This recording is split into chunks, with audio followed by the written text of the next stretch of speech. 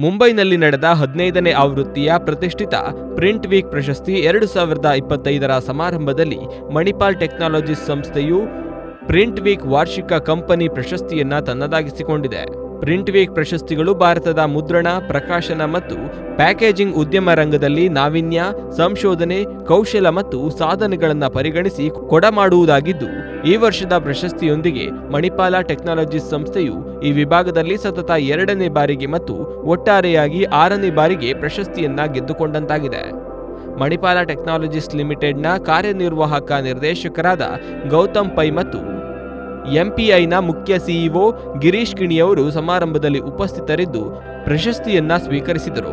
Manipal technologies ಮುದ್ರಣ ಮತ್ತು ಸಂಬಂಧಿತ ಕ್ಷೇತ್ರದಲ್ಲಿ ಸತತವಾಗಿ ಕಾಯ್ದುಕೊಂಡು ಬಂದಿರುವ ಉನ್ನತ ಗುಣಮಟ್ಟ, ಶ್ರೇಷ್ಠ ದರ್ಜೆ ಮತ್ತು ನಾವೀನ್ಯಗಳಿಂದಾಗಿ ಅದು ಭಾರತೀಯ ಮುದ್ರಣ ಕ್ಷೇತ್ರದಲ್ಲಿ ಮುಂಚೂಣಿಯಲ್ಲಿರುವುದು ಈ ಪ್ರಶಸ್ತಿಯ ಮೂಲಕ ಮತ್ತೆ ಸಾಬೀತಾದಂತಾಗಿದೆ. ಈ ಹಿನ್ನೆಲೆಯಲ್ಲಿ ಪ್ರಿಂಟ್ ವೀಕ್ ಮಾಡಿರುವ ಮಣಿಪಾಲ ಟೆಕ್ನಾಲಜೀಸ್ ಲಿಮಿಟೆಡ್ನ ಕಾರ್ಯನಿರ್ವಾಹಕ ನಿರ್ದೇಶಕರಾದ ಗೌತಮ್ ಪೈ ಅವರ ಸಂದರ್ಶನ ಇಲ್ಲಿದೆ. So greetings, delighted because today is a historic day, 13th October. We are at the Western Powai and I am with Gowtham Pai, Supremo of Manipal Technologies in every sense of the term. And the reason today is a wonderful day for Manipal Technologies and indeed Print Week is 6th prison over 15 editions now. So first and foremost, kudos and congratulations. And I want to know from you, I know it's a bit of a cliched question, how does it feel and what does it mean for the Manipal Technology family? Thank you, Ram. It's nice being here this evening. It's a very happy moment. I think it's really a recognition of, all the great people at Manipal, their effort. It's nice, but it's becoming a habit now, 6 times sitting often. Good habit. But it really feels good. I think the recognition is appreciated. And yeah. You're right.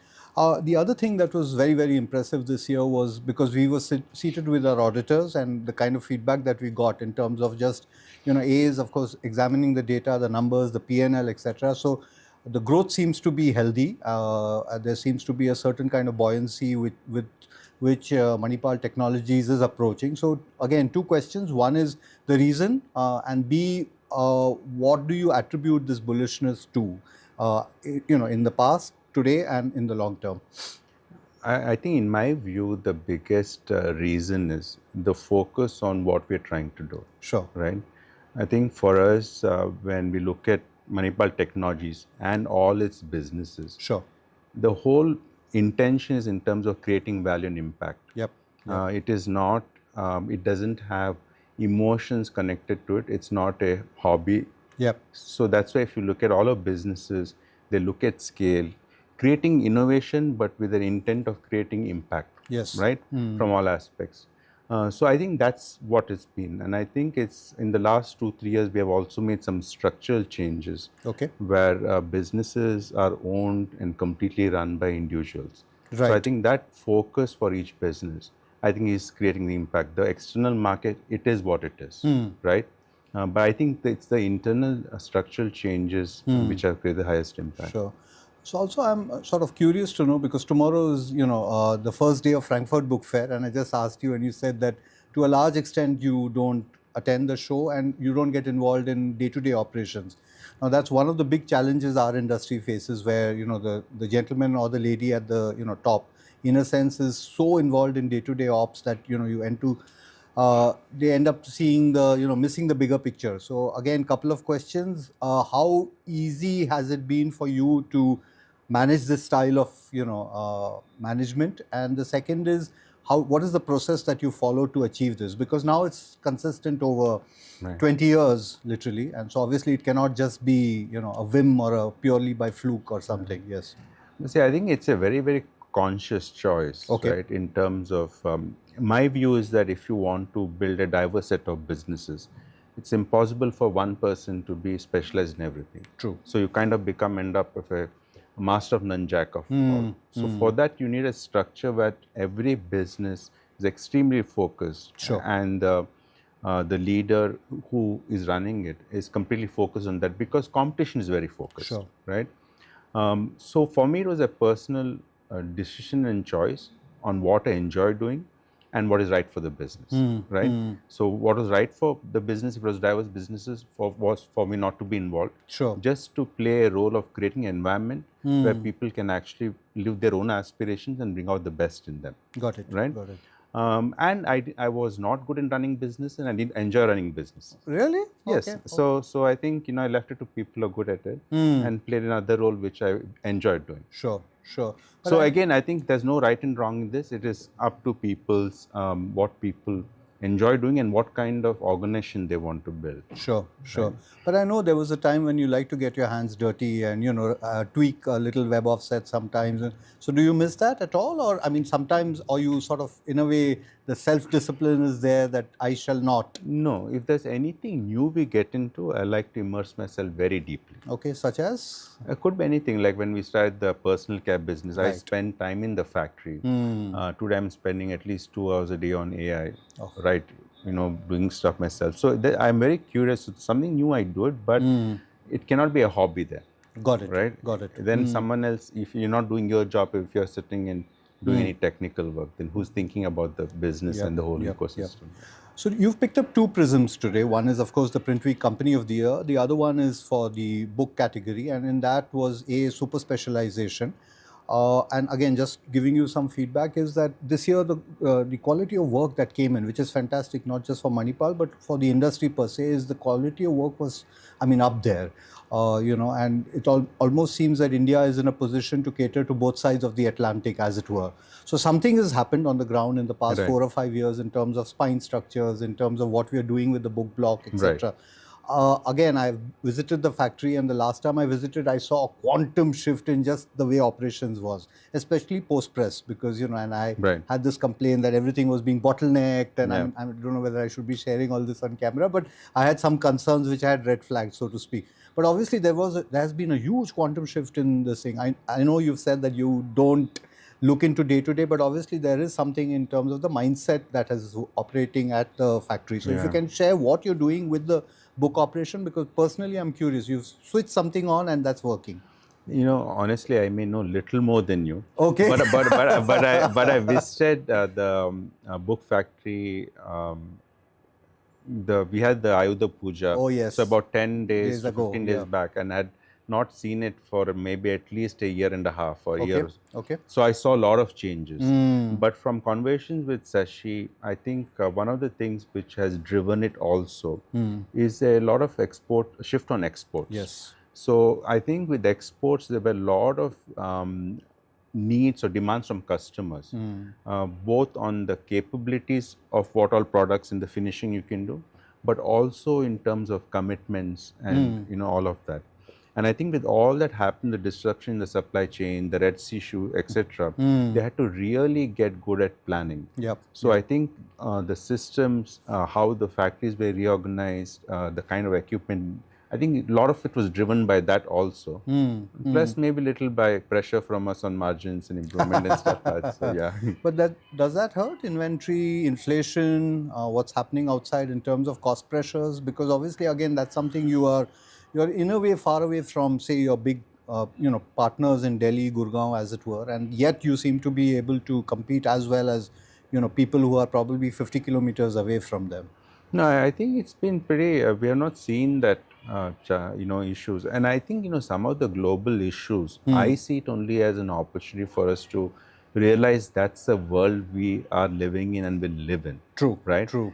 And we can't take things for granted. So we kind of, I think, evolve to the next level, how to operate also in such a world. Got it. But I think the exports, there's higher revenue of exports on the book, and I think that will increase.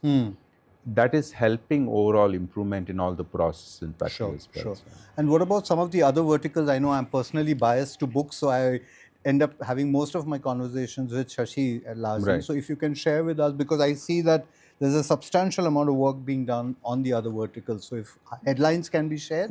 Which other verticals? No, within the graphic arts and packaging and, for example, security and so on, I think there's a lot of work on security, but with technology, like, in RFID, there's some, like, a lot of work going on. There's some expansion in packaging in Nigeria on flexible. I think a new factory is coming up in the next couple of months. Yeah, I think that, and of course, on the payment products and cards, that's a huge, Girish, the Yes, CEO and driving the that, executive CEO. So a lot of expansion that even globally, I think a new facilities coming up in the UK. One is already in Nigeria. Yep.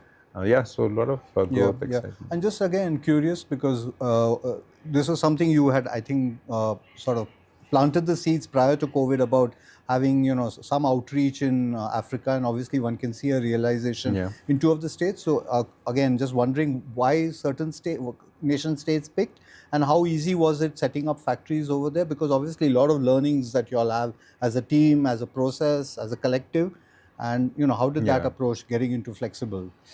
I think you mean flexible specifically? That's right. Yeah.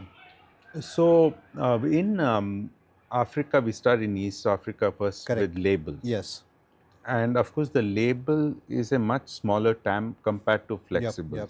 Plus, you'll have expertise in labels, so there was learning Correct. in-house. Yeah. And then, of course, the same customers were using flexible project, flexible packaging products. So that was a thought process, and it was pretty easy. I think for us, when we look at any kind of manufacturing, you can, if you know where the gap is, you can always acquire the talent today very, very easily. It's not like you are going to run anything, right? So it's very easy. There were no hiccups at all, and there's been substantial expansion which has happened in flexible in Kenya also. Yes. And Nigeria, because it was a much higher margin, a very difficult to do business country. Yes. Which means higher risk, which means higher margin. So that's been really exciting. We had very interesting experiences there, including a CEO getting kidnapped a couple of years back. Really? Okay. Yeah, but I thought currency fluctuation is the maximum. That's been crazy. Concern. Yeah. So that's been crazy, and that's been difficult because it's in national investments, obviously. When currency is depreciating 400 times, you have an impact on your margin. Yeah, but it's been an interesting experience. And if things kind of stabilize in some form or fashion there, it's an exciting market because it's very underserved in every aspect. True, that it is, yes. But we have had all kinds of challenges, ups and downs. But currency, like you said, has been, I think, the biggest issue there. Yeah. So what next now? Because I know you sort of plan 5 years, 10 years in a way. So, and also curious to know who's your fortune teller. I mean, who tells you in terms of technology that this is where one, whose brains do you normally pick when you need to think up of new projects, new ideas, new sort of accomplishments in a way? Yes. And there's no single person. I think I'm just curious. Right. And, I think it's a very collective thing, right? We keep thinking of new ways. Yes. And if you ask me, it's just the culture in the organization. I think it's the culture of the organization that we want to keep growing and creating value. Yes. There's a lot of room for experimentation and failure. Okay. Right, which we know is the very nature of business. There's so many businesses in India also which we had to shut down or have exited. Right. So yeah, that's it. Yeah, and one interesting thing is that what happens within Manipal as a sort of township and the collective in the sense of the community, and because one had stayed a few months in Jamshedpur long ago, I always find a kind of a similarity in terms of the DNA of how organizations and the community comes together. And is that like a huge USP for Manipal in every sense of the term? Because you see that every even the local person over there has great pride in, say, something like a book being manufactured, which is probably missing in the rest of the country in that sense. That it is not just you guys putting ink on the paper, but there's so much more, No, I think in Manipal, for sure, there is some advantage from a culture aspect. Yeah. Because there is connection with the family. Someone might have worked. Yeah. We have had people work for 3 generations. Sure. But also I would, more than that, I would also say the work culture in the 2 districts is very, very nice, the work culture. So generally people are, high on integrity, very committed, very helpful. So while Manipal people might be associated in some form of fashion, generally the work culture in that region is very good. Got it. Final question, what next for Manipal Technologies? We'll see next year. The 7th one, inshallah. Yeah. Thank you, Ramu, for Thank you, really Gowtham. That was Gowtham Pai, and always a pleasure to have a conversation with him. And thank you very much for this. Thank you. Thank you.